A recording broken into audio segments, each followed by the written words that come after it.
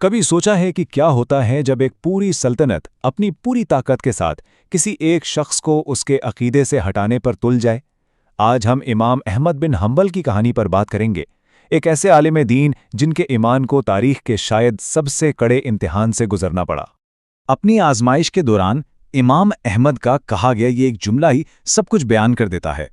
انہوں نے بالکل واضح کر دیا تھا کہ میرے لیے اتھارٹی صرف اللہ کی کتاب اور اس کے رسول صلی اللہ علیہ وآلہ وسلم کی سنت ہے، اس کے علاوہ کچھ بھی نہیں۔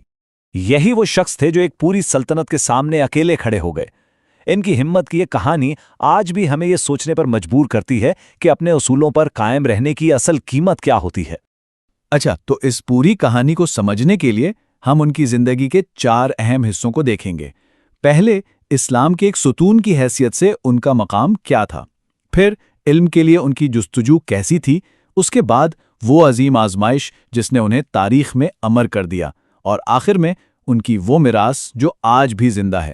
تو آخر امام احمد تھے کون؟ دیکھیے، وہ صرف ایک عالم نہیں تھے بلکہ اسلامی فکر کے ایک ستون مانے جاتے ہیں، ایک فقیہ، ایک ماہر الہیات اور اہل سنت کے 4 عظیم اماموں میں سے ایک۔ ان کے علمی قد کاٹ پر تو کسی کو کوئی شک تھا ہی نہیں، لیکن سوال یہ ہے کہ اتنی غیر معمولی ہمت آئی کہاں سے؟ ان کا یہ پہاڑ جیسا عزم کسی اندھی عقیدت پر نہیں تھا بلکہ علم کے ایک گہرے سمندر پر کھڑا تھا۔ انہوں نے اپنی پوری زندگی اسی علم کو حاصل کرنے کے لیے وقف کر دی تھی۔ ذرا ان کی لگن کا اندازہ تو لگائیے۔ بغداد میں پیدا ہوئے اور پھر علم کی پیاس انہیں کوفہ، بصرہ، مکہ، مدینہ، یہاں تک کہ یمن اور شام تک لے گئی۔ انہوں نے اپنے دور کے سب سے بڑے اساتذہ سے علم حاصل کیا، جن میں مشہور زمانہ امام الشافعی بھی شامل تھے۔ اور یہ بات سمجھنا بہت ضروری ہے کہ یہ سارے سفر کسی دولت یا عہدے کے لیے نہیں تھے۔ ان کا صرف اور صرف ایک ہی مقصد تھا، پیغمبر اسلام صلی اللہ علیہ وسلم کی احادیث کو جمع کرنا اور ان کی سچائی کو پرکھنا۔ یہی ان کی علمی دیانتداری کا سب سے بڑا ثبوت ہے۔ اور اب ہم آتے ہیں ان کی زندگی کے اس سب سے اہم باب کی طرف، جہاں ان کے ایمان کا ٹکراؤ سیدھا ریاستی طاقت سے ہوا۔ اس بحران کو تاریخ میں المحنہ یعنی آزمائش کے نام سے جانا جاتا ہے۔ یہ یوں سمجھیں ایک سرکاری پالیسی تھی جس کے تحت تمام علماء پر یہ ماننے کے لیے دباؤ ڈالا جا رہا تھا کہ قرآن مخلوق ہے، یعنی اسے بنایا گیا ہے اور یہ اللہ کا ازلی کلام نہیں ہے۔ تو جھگڑا اس ایک بنیادی نقطے پر تھا۔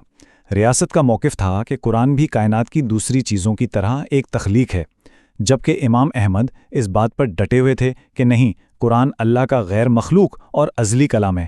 یہ کوئی معمولی اختلاف نہیں تھا، یہ تو ایمان کی بنیاد پر ایک سوال تھا۔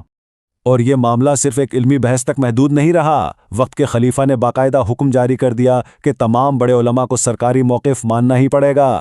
یہ علم پر سیاست کو مسلط کرنے کی کوشش تھی۔ اب جب اتنا شدید دباؤ آیا تو بہت سے علماء یا تو مان گئے یا پھر خاموشی اختیار کر لی، لیکن امام احمد نے صاف انکار کر دیا، اور ان کا یہ انکار اس دور میں مزاحمت کی سب سے بڑی آواز بن گیا۔ تو سوال یہ ہے کہ وہ خاموش کیوں نہیں ہوئے؟ ان کا یہ قول اس کی وجہ بتاتا ہے۔ وہ کہتے تھے کہ اگر عالم ہی ڈر کر چپ ہو جائے اور جاہل اپنی جہالت میں ہی رہے تو پھر سچائی سامنے کیسے آئے گی؟ یہ ذمہ داری کا ایک گہرا احساس تھا۔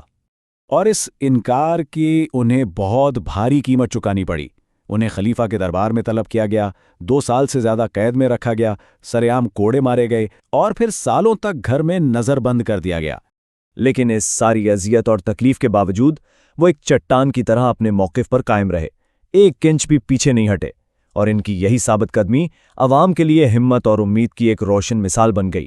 تو آخر اس پوری جد و جہد کا نتیجہ کیا نکلا؟ آئیے اب ان کی کہانی کے آخری باب کی طرف چلتے ہیں اور دیکھتے ہیں کہ ان کی استقامت نے آنے والے وقتوں کے لیے کیا کچھ بدل کر رکھ دیا۔ آخرکار ان کی قربانی رائیگان نہیں گئی۔ ریاست کو المحنہ کی پالیسی ختم کرنی پڑی اور امام احمد کا موقف ہی درست ثابت ہوا، جو آج تک مرکزی اسلامی عقیدے کا حصہ ہے۔ یہ جو تعداد آپ دیکھ رہے ہیں 30,000، یہ ان کی شہرہ آفاق کتاب مسند امام احمد میں موجود احادیث کی تعداد ہے۔ یہ ان کی پوری زندگی کی محنت کا ایک چھوٹا سا نمونہ ہے۔ ان کی میراث آج بھی ہمارے درمیان زندہ ہے۔ ان کا شاہکار المسند حدیث کے سب سے مستند مجموعوں میں سے ایک ہے۔ ان کے نام سے منسوب فقہ حنبلی آج بھی لاکھوں لوگوں کی رہنمائی کرتا ہے، اور سب سے بڑھ کر وہ ہمیشہ کے لیے علمی دیانتداری اور سیاسی دباؤ کے سامنے عقیدے کی دفاع کی ایک لازوال علامت بن گئے۔ تو آخر میں یہ ایک سوال ذہن میں آتا ہے، آج کے اس دور میں جہاں ہر طرف سمجھوتے نظر آتے ہیں، امام احمد کی یہ کہانی ہمیں اپنے اصولوں پر قائم رہنے کی قیمت کے بارے میں کیا سکھاتی ہے؟ یہ ایک ایسا سوال ہے جو آج بھی اتنا ہی اہم ہے جتنا 9ویں صدی میں تھا۔